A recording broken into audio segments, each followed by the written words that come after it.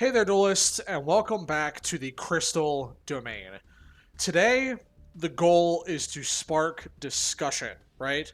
So, over in the Magic side of the world, and the Magic the Gathering Commander side of the world, their Commander Committee has put out a beta test for their Commander Bracket Power System, a matchmaking system beta that basically, if used to its full rule set, right? When you go to your local game store or even, play remote games over Discord, whatever you're doing, this kind of matchmaking system is designed to uh, bracket off players in certain power brackets. That way you don't get, unfair games, unfun games, that kind of thing. You're there exactly for what you're trying to play. And why this sparks discussion is I want to look at this bracket and everything it entails and compare it to if it was done for domain format. I have been a rather loud advocate for Rule Zero for pregame conversations, and the idea that your time is what you should be focusing on, not having unfun games for the sake of playing them. You should be, acknowledging that your time is worth your self interest in a game, and that this system could help players find the pods, the group of people they want to play with, and it can help friend groups readjust based on better deck understanding through a bracketed system that kind of helps them know where decks go, right? So, first and foremost, it is a score system from 1 to 5. And let's start with number 1. So, number 1, Exhibition, is your ultra casual deck. No mass land denial or extra turn effects, no 2-card infinite combos, no game changers. We'll get to game changers in a little while, and few tutors, as in searching your deck for specific things. Yu-Gi-Oh! For the most part searches anyways, but I think it's more not every deck gets the ability to search as effectively as others, right? So when I look at what it means in a commander sense, I can try to translate it into a domain format sense, right? So for number 1, this is your extremely casual deck, right? The purpose is it's either for like a joke to perform some kind of meme, normally not designed to win a game. It is meant to show off something funny, which happens a lot with like weird jank commander decks built for some kind of joke related purpose. Or even it is a deck around a really undersupported concept, like a creature type in Magic, or in this case, for Yu-Gi-Oh!, it could be a severely undersupported archetype that you want to build around it with other cards, but it's not as optimized as like a more modern deck or modern archetype would be, right? So that falls in line for number 1. When I look at land denial, lands are your resource to play cards in Magic. In Yu-Gi-Oh!, you don't really have a mana resource, but you do have resources. Your resources are your hand. It's your graveyard. In a lot of decks, graveyard is like a second hand. It works the same way in Magic. Your hand of cards is your resource. Your monsters in play for extra deck plays, for tributes, whatever your deck does to go up to their boss monsters, those are resources. So to me, I read no mass land denial in Yu-Gi-Oh! Terms as no hand loops, no denial of resources. So no hand looping, no resource denial, as in perhaps no floodgates, no hand traps, maybe. Number 1 is where you kind of get into like the Yugi Boomer area, where they're probably not running any floodgates, they're probably not running any hand traps, or modern hand traps at least. Like they might have like Karibo, which is technically a hand trap. But like they're not going to be running like Ash Blossom or Infinite Imperm or really stagnant floodgates like Mystic Mine or other continuous floodgate abilities, right? So I see that as if your deck is in a number 1 bracket, you are not running any hand loops, you are not running any floodgates, you are not running any hand traps, okay? Very casual decks. No 2-card infinite combos to me reads as no FTKs. FTKs are not exactly viable in Domain because of 4 players, but at the same time, they are still viable in terms of killing 1 player, and that's not entirely in the spirit of fun of the game, right? So if I see a group of Domain players in a number 1 bracket, I see that as, for this section, no FTKs or no extremely powerful resource loops. Certain decks can have extremely recurable resource loops where they are playing the same cards over and over again, and they have a extremely consistent, extremely difficult to remove resource loop that a casual deck will never be able to beat, right? And then no game changers. Again, we're going to get to game changers a little bit later for what they talk about what that is. But essentially, for a quick snippet about it before we talk about them in full, game changers in this case of their bracket are a list of extremely game warping cards, right? And we could talk about what that means for Yu-Gi-Oh, but it can be hard to really pinpoint what that is. So we're going to talk about it later. And then in the case of tutors, most decks have the ability to search cards. They have recruiters, they have searchers, they have floaters, they have spells and traps that do that for them. I think even in a casual setting, you're going to run into decks that can search out cards, and that doesn't really bother me. In the case of few, I think it's more like maybe a very casual deck is not running generic search. Like, maybe you're not running like a Foolish Burial or Foolish Burial Goods that leads to combo extension, or you're not running like generic search unless it's very niche, right? Like, Bonfire searches Pyros, Rhoda searches Warriors. That's so specific that I feel like that's fine because it qualifies under what Magic deems to be narrow or specific searches. And that fits what we're talking about in comparison to like a Yu-Gi-Oh style tutor. So number 2 is Core. For them, this is the average current pre-constructed deck. In Yu-Gi-Oh terms, I deem that as a upgraded modern day Yu-Gi-Oh pre-constructed structure deck.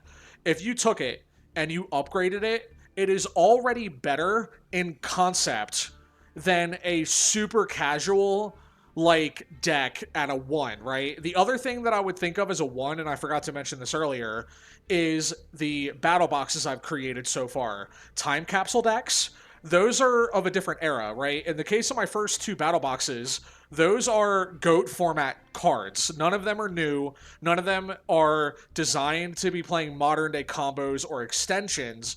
And as a result, those decks, even if they are running power spells, pot of greed, board wipes, etc., staples of domain, those cards don't account for the bad quality of the older monsters, right? So those decks, even with power spells and powerful traps, are not going to be able to battle with even a 2 or higher in this bracket system that we're creating. So those battle boxes are designed to be played in a casual environment that is built to, show a player how the game is played in domain with familiar cards. Older cards that can get anybody that knows Yu-Gi-Oh! Into the game easier, and hopefully slowly creep them into wanting to play more modern cards. Now, back to number 2. So, Core, your average upgraded structure deck. Again, no denial of resources. No, now, extra turns don't really count because there really isn't that ability in Yu-Gi-Oh, right? So I see like no chaining extra turns. In Machiderms, that means using an extra turn spell multiple times. So I kind of see at a 2, it's a little more accepted to have stronger resource loops. And then again, no 2-card infinite combos, as in no FTKs, but we're a little less lenient on resource loop recursion. And then again, still no game changers, not trying to play game warping cards, and still a few tutors, right?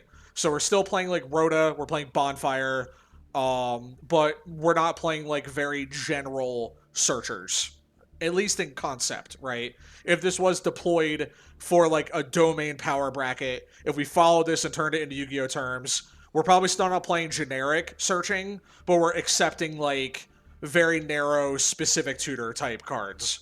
And now we get to 3, right? So 3 is upgraded. This is beyond the strength of a average pre-constructed deck.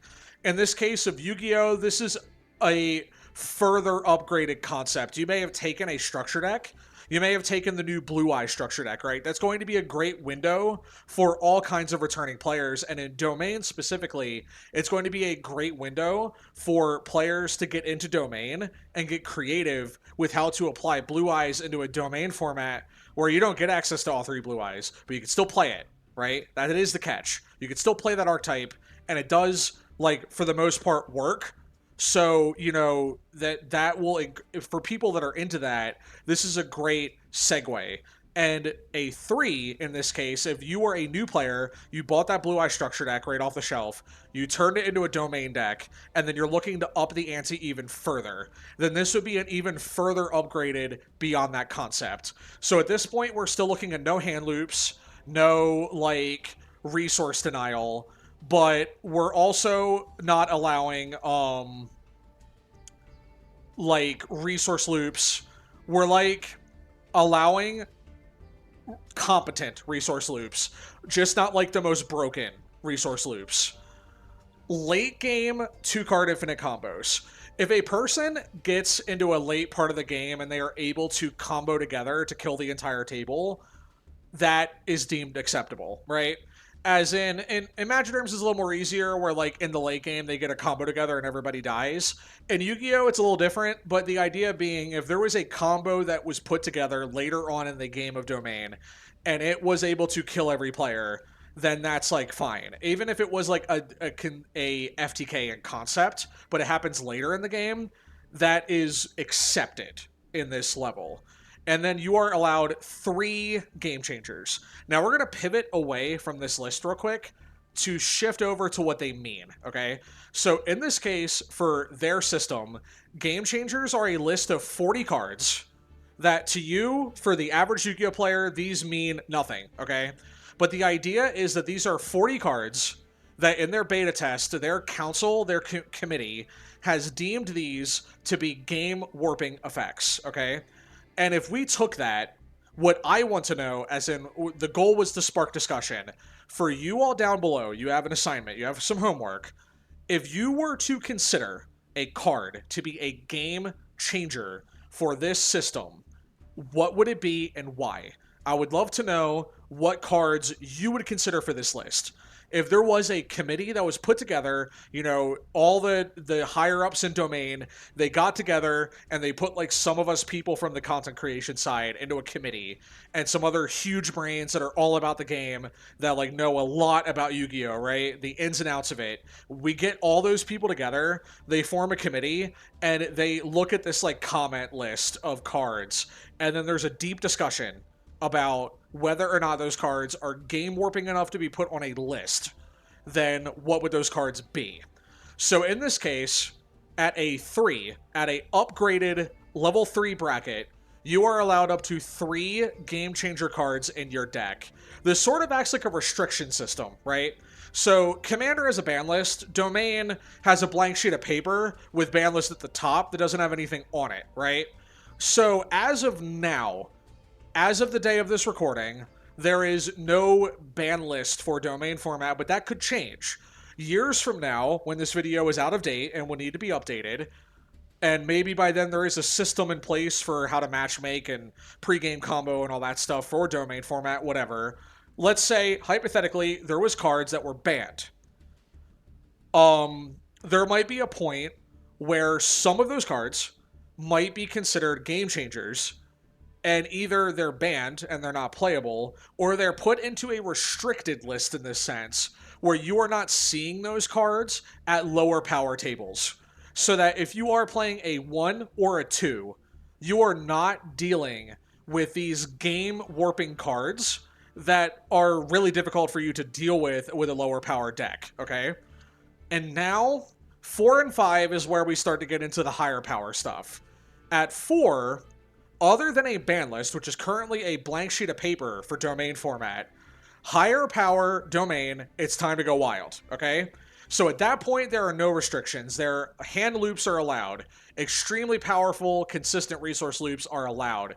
FTKs are allowed. Infinite combos, infinite resource loops for like dropping 55 link monsters are all allowed.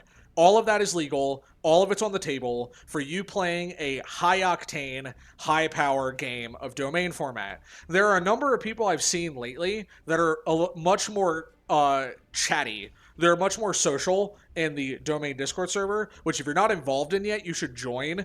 We reached like 3,700 people in there or something like that recently. It's a dumb number. Either way, you could add to it, get involved in the format, and join those people talking about it all the time. Join me and everybody else, right? So anyways, back to those people.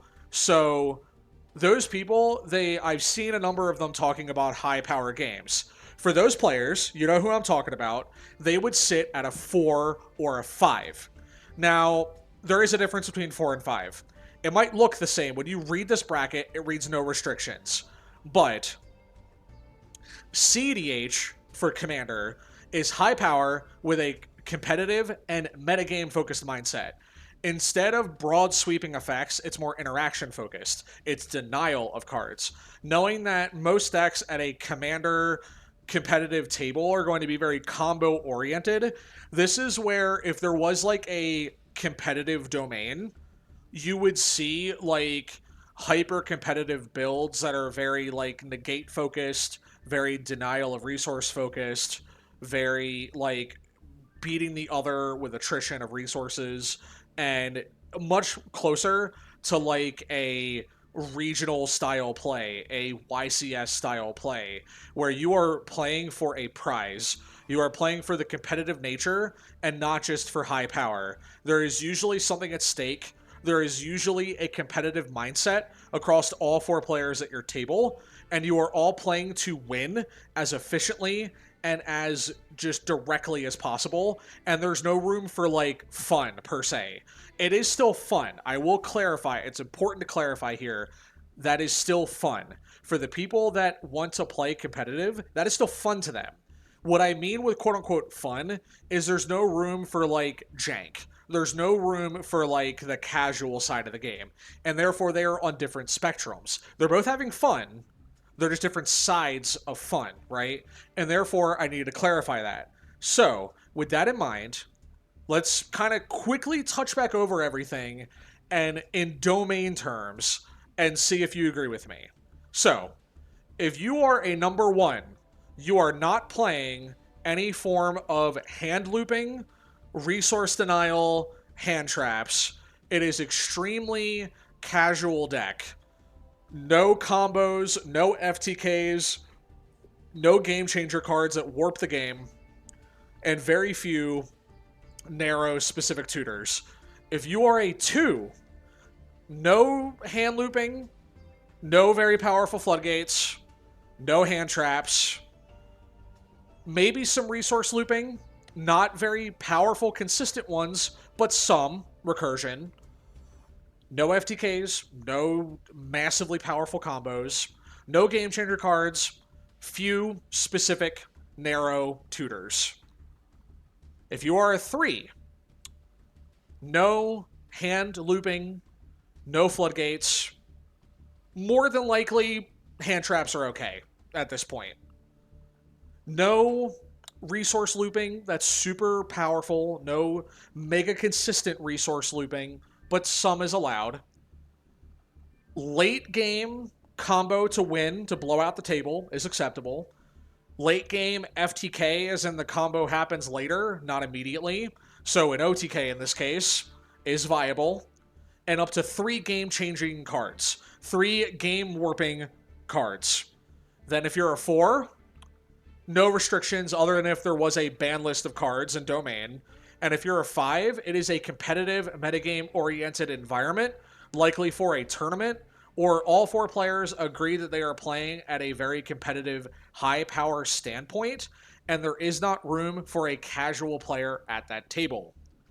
That is what I see for brackets 1, 2, 3, 4, and 5.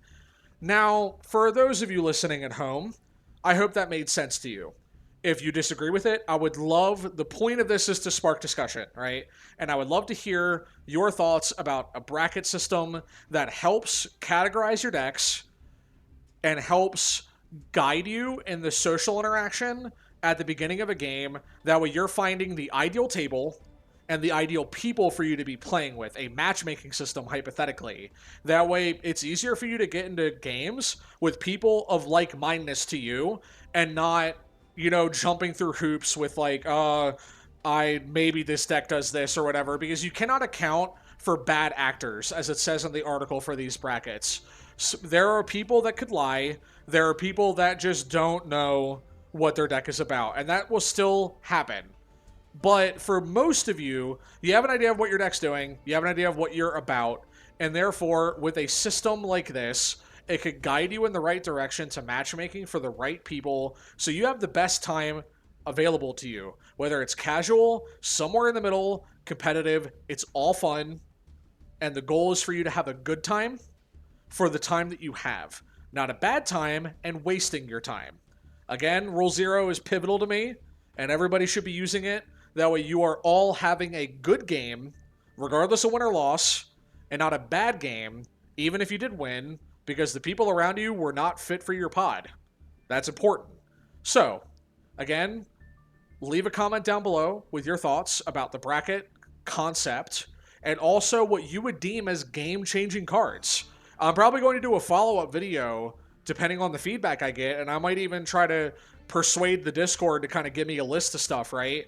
And just go over that stuff in a sequel video to kind of see what is being out there, projected out there, and what that means if this does work, right?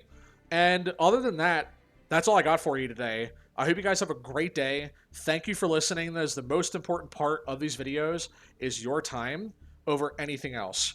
If you would like to support these videos even further, you can subscribe to the channel. We're nearing 500 subs. It'd be pretty cool to hit that this year.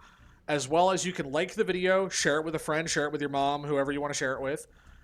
And as I said, your thoughts are important, and actively for this video especially. And I hope to see you guys in the next one. Have a great day, and I'll catch you guys next time. Bye.